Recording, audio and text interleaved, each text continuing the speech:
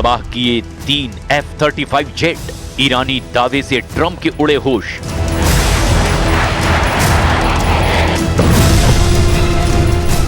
पांच महीने से ज्यादा की ईरान जंग अब पूरे अरब वर्ल्ड को खूनी जंग में घसीट चुकी है। दूसरी तरफ जब से वॉशिंगटन में राष्ट्रपति ट्रंप और प्रधानमंत्री नेतन्याहू के बीच मीटिंग हुई है, उसके बाद से ईरान से लेकर इराक तक ईरानी ठिकानों और लड़ाकों पर बेतहाशा हमले अमेरिका की तरफ से हो रहे हैं।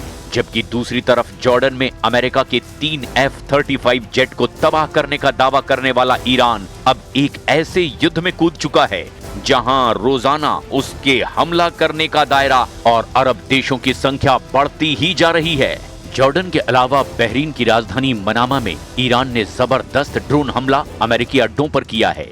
इसके अलावा अभी तक युद्ध अरब देशों तक सीमित था, लेकिन ईरान ने अफ्रीका का दरवाजा कहे जाने वाले मिस्र पर भी हमला करके अब अमेरिका को चौंका दिया है। हमलों से अछूता रहा मिस्र भी अब ईरान के हमलों की चपेट में आ चुका है। ईरान ने मिस्र में अमेरिकी तेल टैंकर जहाजों पर हमला करके अमेरिका और मिस्र को पूरी तरह से चौंका कर रख दिया है। हैरान करने वाली बात तो ये है कि भीषण हमलों के बीच भी ईरान और अमेरिका मध्यस्थों के जरिए बातचीत करने में जुटे हुए हैं। लेकिन जो खुफिया इनपुट युद्ध में शामिल सभी देशों से मिल रहे हैं, उनके मुताबिक युद्ध का दूसरा राउंड बेहद तेजी से चरम पर पहुंचता दिखाई दे रहा है। खबर तो यहाँ तक है कि सऊदी अरब, कुवैत और यूएई के साथ मिलकर ईरान समर्थित यमन के हूथी लड़ाकों पर जबरदस्त जमीनी हमले की तैयारी में जुटा हुआ है। हम आपको ईरान युद्ध का वो ब्लैक चैप्टर दिखा रहे हैं जो इस युद्ध को महायुद्ध में बदल चुका है।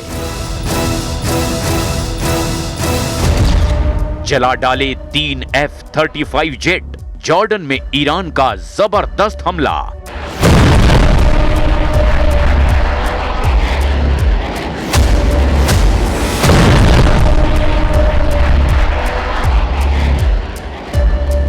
पश्चिम एशिया की जमीन पर महायुद्ध अब अपनी सबसे खौफनाक सीमा को लांघ चुका है।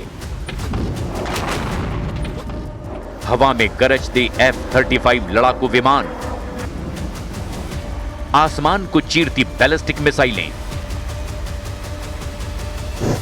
और समंदर की लहरों पर मंडराते सुसाइडल ड्रोन। पिछले 24 घंटों में युद्ध का दायरा इराक से लेकर मिस्र के मुहाने तक फैल चुका है।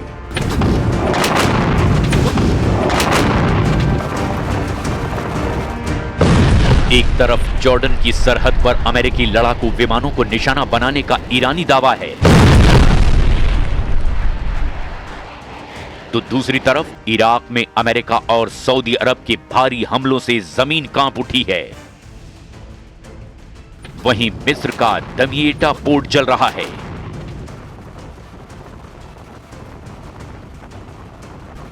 और सऊदी अरब ने हूथी विद्रोहियों के खिलाफ अपनी सैन्य ताकत का अब तक का सबसे बड़ा मोर्चा खोल दिया है। पहले आप ये जान लीजिए कि अमेरिका के F-35 जेट को तबाह करने को लेकर ईरान ने दावा क्या किया है और अमेरिका ने इस खबर पर क्या बयान दिया है। कहानी की शुरुआत होती है जॉर्डन की हवाई सीमा से। पिछले 24 घंटों में ईरान के रिवोल्यूशनरी गार्ड्स यानी IRGC ने जॉर्डन में अमेरिकी सैन्य ठिकानों पर बैलिस्टिक मिसाइलों और ड्रोन से भीषण बौछार कर दी है। 30 जुलाई 2026 को ईरानी स्टेट मीडिया और IRGC कमांड ने बड़ा दावा करते हुए कहा कि जॉर्डन के ऊपर अमेरिका के 3 सबसे अत्याधुनिक F-35 स्टील्थ फाइटर जेट्स को मार गिराया गया। ईरान का दावा है कि उसके नए मिसाइल डिफेंस नेटवर्क ने अमेरिकी एयर सुप्रीमेसी को चकनाचूर कर दिया है।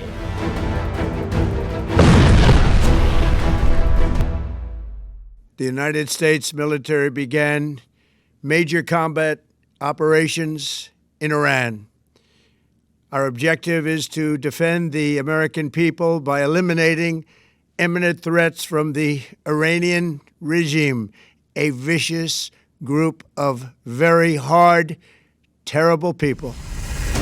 दोनों पक्षों के दावों के बीच इस झड़प ने यह साबित कर दिया कि जॉर्डन अब अमेरिका और ईरान से सीधे टकराव का नया एपिसेंटर बन चुका है।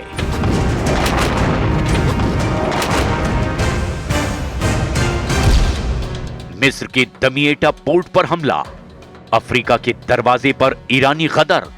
युद्ध की लपटें अब तक खाड़ी देशों तक सीमित थी, लेकिन 31 जुलाई की सुबह युद्ध का दायरा अफ्रीका के मोहाने यानी मिस्र तक पहुंच चुका है। मिस्र के भूमिगत सागरीय रणनीतिक बंदरगाह दमिएटा पोर्ट पर खड़े एक अमेरिकी संचालित गैस स्टोरेज शिप पर रहस्यमय ड्रोन हमला हुआ है। हमले के बाद बंदरगाह पर हड़कंप मच गया और गैस टैंकर में भीषण आग लग गई।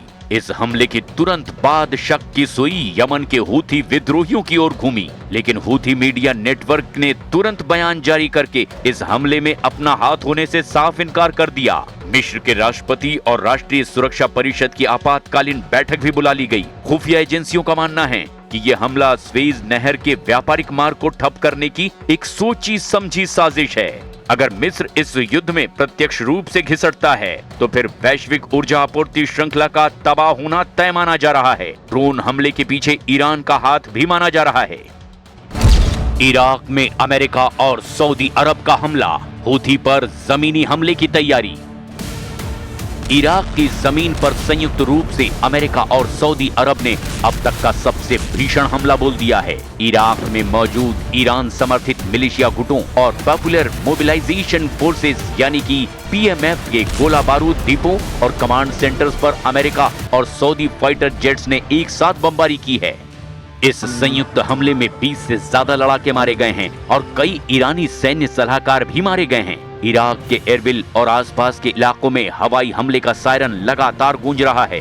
उधर दूसरी तरफ सऊदी अरब ने यमन के हूथी विद्रोहियों के खिलाफ एक बड़े और निर्णायक सैन्य अभियान की तैयारी पूरी कर ली है।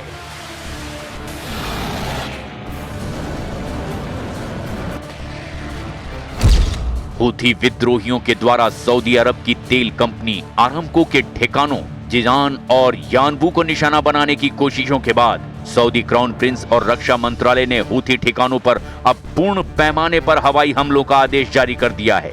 सऊदी अरब अब केवल रक्षात्मक नहीं बल्कि आक्रामक रणनीति के तहत लाल सागर और बाब अल मंदेब में हूथी विद्रोहियों के सभी मिसाइल लॉन्च पैड्स को खत्म करने की तैयारी में है।